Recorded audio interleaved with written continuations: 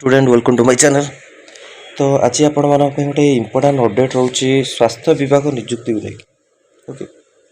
तो ये अपडेट आपको डाक्तखाना डाक्तर अभाव कौन तार प्रश्न संख्या रोचे नीलमणि विषय स्वास्थ्य परिवार कल्याण मंत्री अनुग्रह करी कहे 16 निर्वाचन मंडल में अधिकांश चिकित्सा गुड़िक डाक्तर ना सरकार जानते कि जदि ही अत्यंत कत फार्मासीस्ट पोस्टिंग करागले किसी कैंसर रोगी सेवा प्रदान करा तेणु डाक्तर अभाव चिकित्सा गुड़िक बहुत फार्मासीस्ट पोस्टिंग करा किसी व्यवस्था करेंगे कि। तो मुकेश महालिंग ये उत्तर आपड़ कही आपणकर आगु को खाली थिया डाक्तर पदवी ओपीएससी द्वारा आउ निजुक्ति द्वारा खाली पद विशेषज्ञ गुड़िक पीजी एसआर संपूर्ण करी फेरुवा मानवता यथा संभव पूर्ण करा पदक्षेप ग्रहण कर खाली डाक्तर पदवी नुहे फार्मासीस्ट पदवी नुहे नर्सिंग ऑफिसर रहा सहित लैबोरेटरी टेक्नीशियन रेडियोग्राफर ये सब पदवी आपणकर आसो।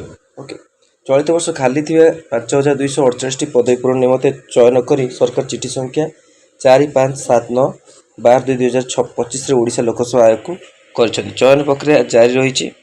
ओडिशा लोकसभा आयोग सुपारिश आवश्यक डाक्तर नियुक्ति दिज्व खाली थी फार्मासी ऑफिसर गुड़िक ओडिशा सबऑर्डिनेट स्टाफ सिलेक्शन माध्यम पूरण करने निमते पदक्षेप ग्रहण कर।